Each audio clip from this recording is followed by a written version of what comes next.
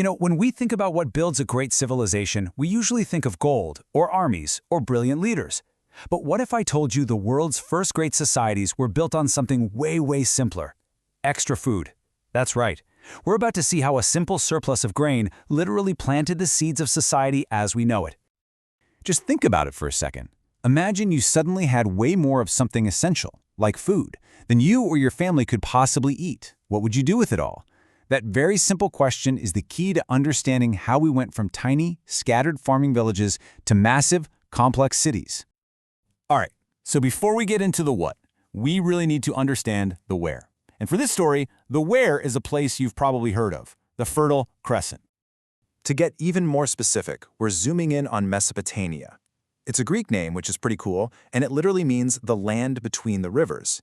And those two rivers, the Tigris and the Euphrates, are basically the heroes of our story.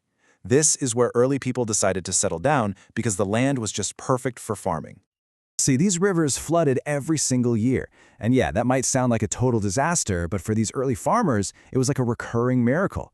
The floods would leave behind this rich layer of what's called silt, a mix of soil and tiny rocks that was basically nature's perfect fertilizer. It made the land unbelievably fertile. And this amazing farmland, well, it set the stage for a revolution. Not a war with armies and swords, but something way more powerful. A revolution in how we produce food that was about to change human history forever. Now, this didn't happen overnight. Not at all. You had hunter-gatherers settling here more than 12,000 years ago. Fast forward to 7000 BC, and you start to see the first real farm settlements. But the real game changer, the big breakthrough, was when they figured out irrigation. They dug canals, they built storage basins, they learned to control the river water and bring it to their fields exactly when they needed it. And all that effort led to one crucial thing. This one word: surplus. For the very first time in human history, people could reliably grow more food, more wheat, more barley, than they needed just to get by from one day to the next. This simple change created a world of difference. It was like night and day. Before the surplus, life was all about survival. Almost everybody had to be a farmer. But with a surplus, society's whole goal could shift from just surviving to actually growing and improving. Food wasn't just for eating anymore, it was wealth that you could store and trade. So, that surplus was the spark. Now let's watch the first domino fall. This is the chain reaction that's going to build an entire civilization. This right here is the single most important consequence of having all that extra food. With grain safely stored away, a whole bunch of people were suddenly free from farming all day long. And that gave them a new, incredibly precious resource: time. Which of course leads to the obvious question, right? If you're not out in the fields from sunrise to sunset, what are you doing with all that time? They became specialists. Some people became craftspeople, making better tools or beautiful pottery. Others became priests, taking care of the community's spiritual life. You had government workers pop up to manage everything, traders who would exchange grain for things like wood and metal, and, this is a big one, scribes who were needed to keep records of it all. And this whole new setup, this created what we now call a division of labor.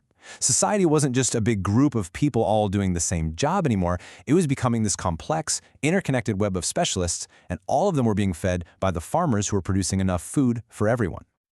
So where did all these new specialists live and work? They couldn't just be scattered all over the countryside. They needed to be together. And that need led to the next giant leap for humankind: this city. I mean, it just makes sense, right?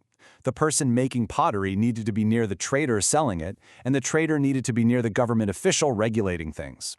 So they all naturally started gathering in these central places, which grew from little hubs into these bustling political, religious, and economic centers. And these weren't just cities like we think of them today. They were powerful city-states. A city-state was the city itself, plus all the farmland around it that it controlled. Famous places you've probably heard of, like Uruk and Ur, they all started out this way. This new city life also created social classes. For the first time, really, you see society organized into these clear layers, kind of like a pyramid, based on what a person did. Way at the top, you had kings. Then came the priests and nobles. Below them, you had a middle class of merchants and craftspeople.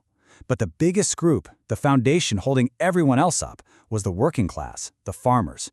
And at the very bottom, you had slaves. Now, this new, complex city life didn't just organize people differently. It became an engine for innovation.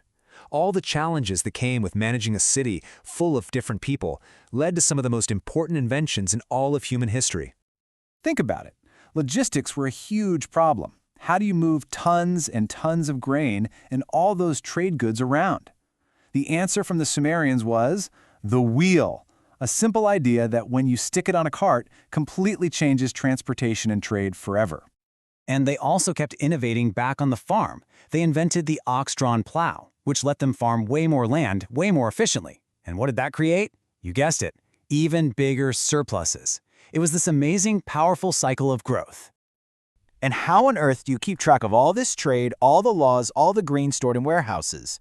You invent writing. Cuneiform, the world's very first writing system, wasn't invented for poetry. It was developed to manage all the complexity of this new society. It was a tool born out of pure necessity. You know, this quote here just nails it. It connects all the dots for us perfectly. That extra food, that was the foundation. It allowed for everything else, the trade, the new jobs, the complex social structures of a civilization. And what's really wild is that this basic blueprint laid down thousands of years ago in Mesopotamia, using a surplus to fuel specialization and complexity, has been the model for pretty much every society since. Which leaves us with a really powerful final thought.